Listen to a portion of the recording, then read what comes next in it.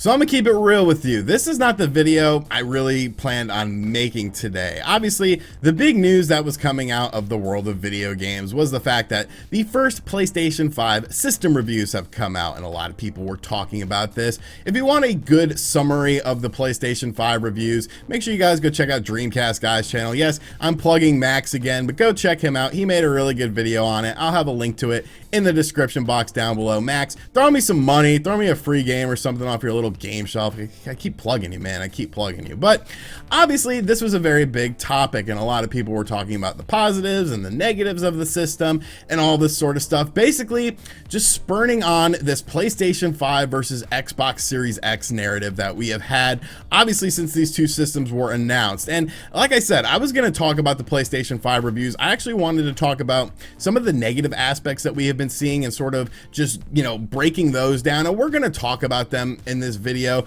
But really, this video is just sort of like an old school RGT video where I just, turn on the camera and just share my thoughts on something, because I think when it comes down to the PlayStation 5 versus the Xbox Series X, it's such a weird argument. It's such a weird thing. And you just see it sort of spurned on. Obviously, there's a lot of pro PlayStation channels, there's pro Xbox channels, and you have these two different narratives coming out about the system that obviously have some sort of bias to it. And I understand that.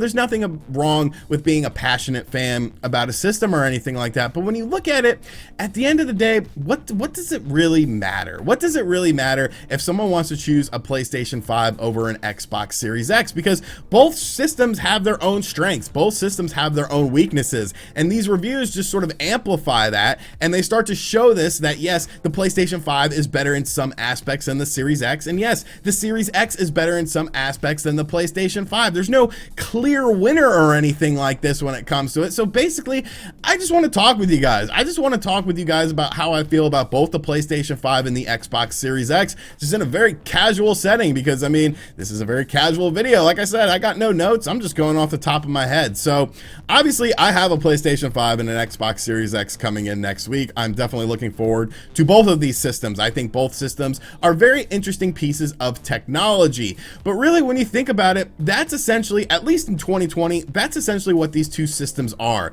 Just technology, a glimpse into the future of what video games is going to be. Now, as far as actually utilizing this technology, both systems really aren't, doing a super great job of it right out of the gate, because these systems are obviously going to take time to get their sort of footing. It's very similar to what we saw with the Xbox One and the PlayStation 4. When both of these systems came out, it's not like there were some huge must-have titles for both of these systems. And when you look at the PlayStation 5 and the Xbox Series X, I feel like they both have a very soft lineup.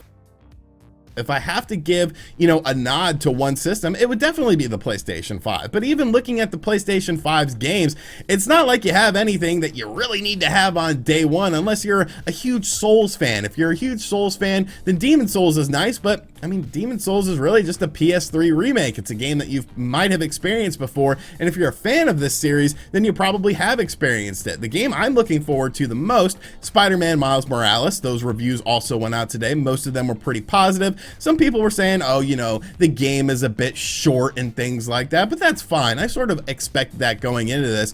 But Spider-Man Miles Morales, if I really just wanted to play it, I could just play it on my PlayStation 4 because it's coming out on that system. There, of course, are some other games like Astro Bot and Sackboy, but let's be real about those games. Those aren't going to be, game of the year contenders or anything like that. It's just sort of filler. It's just extra stuff that you can get for your PlayStation 5. Now, looking at the Xbox Series X side of things, what games are there? What new games are there from Xbox? Obviously, there's nothing coming out this year for the Xbox Series X that is a first-party exclusive specifically for that system. There are third-party games to talk about, of course. Games like NBA 2K21, which is actually the game I will be picking up for my Xbox Series X. I'm really looking forward to that game as a basketball fan. Obviously, they just announced that the NBA season will also be starting in late December as well. So that'll be very cool. That's a game I'm looking forward to. I always feel like sports games are very, interesting on the console generation launches, because you sort of see that graphical leap that a lot of people are expecting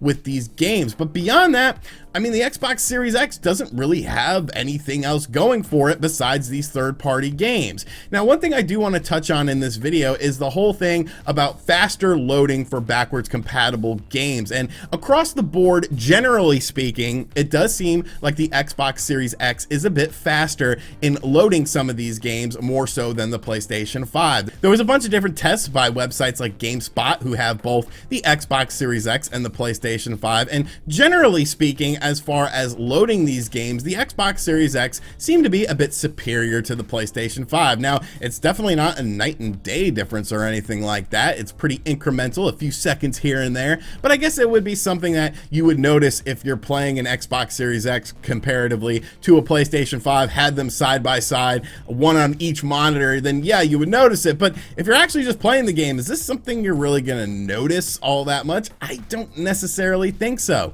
There are games that run better on the Xbox Series X as far as backwards compatibility than on the PlayStation 5. There are games on the PlayStation 5 that run better in terms of backwards compatibility than the Xbox Series X. Like I said, some games are going to run better than other games. So if there's a certain game, one particular game that you really want to replay again, and you're interested in replaying that game again on your next generation console, you might want to see if anyone has done a test of that game comparatively to the other system, so you can know which system to get. But at the end of the day, both of these systems are doing very impressive things with backwards compatibility without having to do anything like add in a patch to a game to make it run better on the system. The system's brute force is making these games run better. And like I said, generally across the board, it seems like the Xbox Series X might be a little bit better in some aspects, but there are definitely games that the PlayStation 5 seems to be running better than the Xbox Series X. You're getting a lightning quick system here. And yes, you're having this whole SSD thing, and this is obviously a very big point right now that is happening. A lot of reviewers seem surprised that you didn't have access to all 825 gigs on the PlayStation 5. You only had access to 663. You don't get that full terabyte on the Xbox Series X. You don't get that full half gig on the Xbox Series S. Yes, there are limitations to this, and I'm like, why? Why is this surprising? Has there ever been a video game console? Has there ever been a computer? Has there ever been anything that has a hard drive, that has an operating system on it, where you had access to this whole drive? They had access to everything. The operating system took up absolutely no space. No, it's always been this way. It is always how these things are. And I saw that a lot in these PlayStation 5 reviews today, and it was just kind of like, why is this necessarily a negative point? The average consumer is not going to fill up their console in one day unless they're buying every single freaking game. Most people buy a couple games a year. Look that statistic up. The average person only buys like 3 to 5 games a year. Yes, there are more die-hard people out there who buy every single game, but can always delete games off of the hard drive, you know? And it is interesting that the PlayStation 5, it doesn't have external SSD support right out of the gate. You have to wait for a patch for that. Of course, with the Xbox Series X, you can plug in the little terabyte Seagate thing into the back of the system and then have access to more memory. But it's like, this is definitely the exception. This is not going to be commonplace for people with their systems on day one, because the vast majority of people are just going to have 1 or 2 games to check out on day one. And I guess if they get tired of those games, they can always delete them. Basically, what we're seeing is sort of these fanboy wars between the PlayStation 5 and the Xbox Series X. And I'm here to say something. Both systems are great systems. Both systems have strengths. Both systems have weaknesses. If you want to get one of these systems this holiday season, simply just look at both what these systems are offering. If you're interested in things like backwards compatibility and things like Game Pass, then yes, the Xbox Series X is going to be a great system for you, because let's face it, a lot of people didn't pick up an Xbox One. So a lot of these Xbox games you might have never played before. So it'll be a great way to play these games. And if you have something like Game Pass, you're going to have a lot of cool stuff. If you're looking for, you know, the system that has the more console exclusives, I guess technically speaking, the PlayStation 5 would be better with games like Spider-Man, Miles Morales, and Demon's Souls. But once again, you can play these games on your PlayStation 4, or with the case of Demon's Souls, you might have already played it before.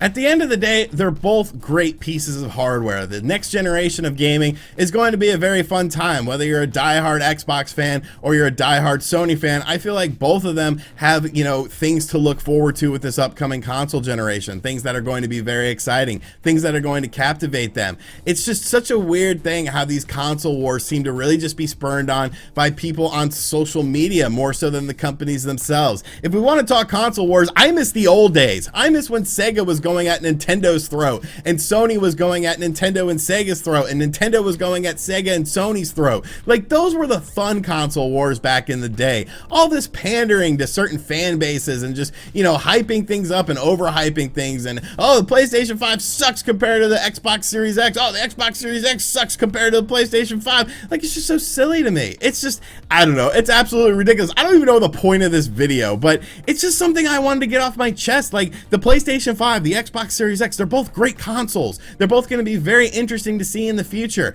And let's be realistic, there's probably not a reason to buy one of these on day one unless you're a YouTuber who wants to talk about this, or you really want to play something like Demon Souls. So those are just my thoughts on this whole situation. It's ridiculous, but it's the truth. You know what? It's the truth at the end of the day. So let me know in the comment section down below what you think of all of this. You know, are you a PlayStation 5 fanboy? Are you an Xbox Series X fanboy? Are you kind of like me and you can appreciate both systems for what they are, and, you know, see the positives and the negatives of these systems, and realize that at the end of the day, it's just video games, and the next generation of video games looks like it's going to be pretty fun. And as always, guys, thank you for checking out this video. If you're new to the channel, make sure you subscribe and turn on notifications. Check out other videos on the channel as well. And as always, I'll catch you guys on the next one. Later.